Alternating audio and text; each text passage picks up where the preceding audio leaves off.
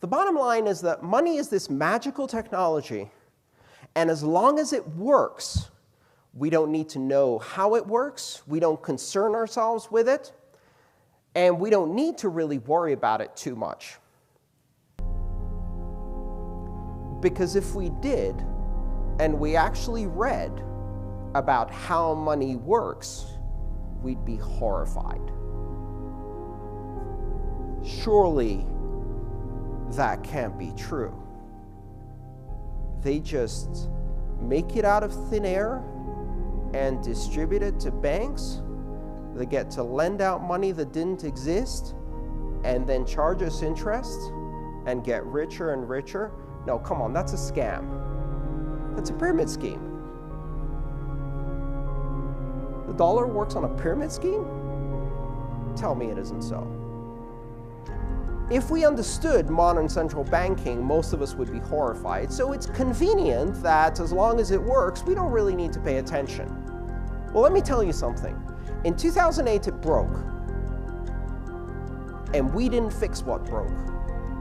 In 2008, our economy broke, the worldwide economy broke, and central banking broke hard.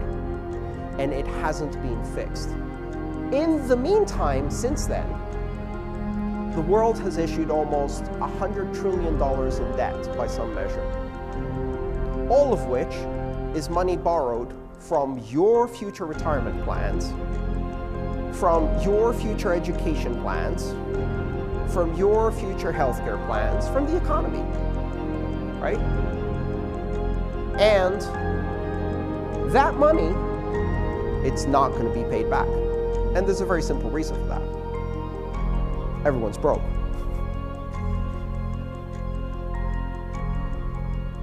JP Morgan Chase is bankrupt.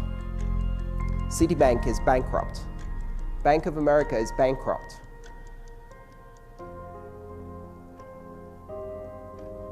Goldman Sachs is bankrupt. The United States government is bankrupt. Europe is bankrupt. The euro is bankrupt. Deutsche Bank is bankrupt. Japan is bankrupt. China is bankrupt. They're all bankrupt.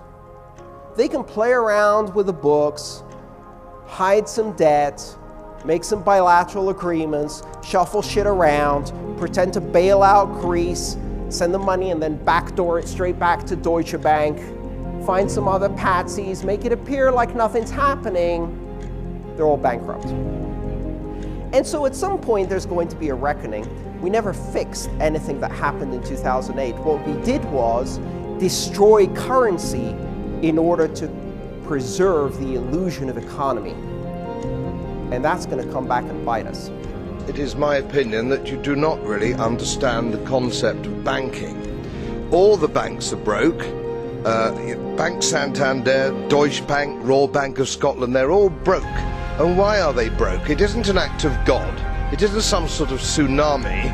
They're broke because we have a system called fractional reserve banking, which means that banks can lend money that they don't actually have. It's a criminal scandal, and it's been going on for too long. We have counterfeiting, sometimes called quantitative easing, but counterfeiting by any other name. The artificial printing of money, which if any ordinary person did, they'd go to prison for a very long time. And yet governments and central banks do it all the time. So when banks go broke through their own incompetence and chicanery, the taxpayer picks up the tab. It's theft from the taxpayer. And until we start sending bankers, and I include central bankers and politicians, to prison for this outrage, it will continue. Digital currencies will replace fiat currencies. Why? Good God, I have a wallet on my phone which is an entire bank. Lending money, sending wires, I don't have to go to the bank. It takes me 10 seconds to do a wire. 10. I've got to go down to the bank, fill out a bunch of forms. No, that's nonsense. Utter nonsense. Do you think that is going to go to zero and we're going to go back to this incredibly dull and bizarre way of using money with banks? Please God. But the combination of Silk Road and Bitcoin will save us? Well, it will be useful for legal and illegal transactions. Otherwise, it would have no value as a use of for illegal transactions, because you have to have a legal to illegal bridge.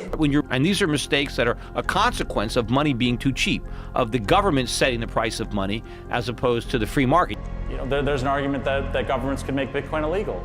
But how can you make Bitcoin illegal? I mean, it's not possible. I mean, you can drive it underground, but you know, with a private key, with Bitcoin, you could take $1 billion, put it on a single private key. Actually, it doesn't even have to be a private key. It can be a brain wallet. It can be a password that you memorize in your head. And you can then go to another country and type out that password that you've memorized and pull out $1 billion worth of Bitcoins on the other side of the world. You know, you could take a private key and you could embed it into a picture of a cat and then put it on a USB drive the size of your pinky and take it through customs. And they could take it and they could open it up and look at it. Oh, it's a picture of a cat. He's cute. He's like playing with a piece of yarn or something, right? But it has $1 billion key in it, you know? I don't think it's possible to stop Bitcoin at this point. I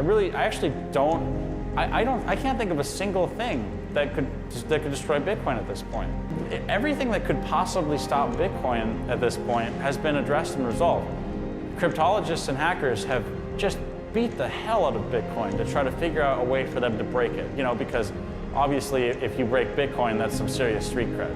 You know, that's like the ultimate like street cred for like a hacker or cryptologist. They've not been able to do it. And there's just nothing that can break Bitcoin. So the government becomes a bigger investor in Bitcoin, right? Like, does that break the currency? Does that make Bitcoin useless? Like, it doesn't break Bitcoin at all. And you know, if there was some kind of like ownership problem with Bitcoin and people said, oh, I don't trust the people that own Bitcoins anymore, you could create another cryptocurrency and use that. So there's really absolutely nothing that can stop Bitcoin at this point. I can't think of a single thing. This technology gives people choice. And we already have more than 1,000 currencies that are trying to find different ways to use that same basic technology to do different things. It's a very exciting technical space which has erupted over the past 10 years and created this enormous diverse environment with a lot of exciting development going on. And at the same time, it's a giant speculative bubble with a lot of greedy people running around in circles screaming, trying to get rich.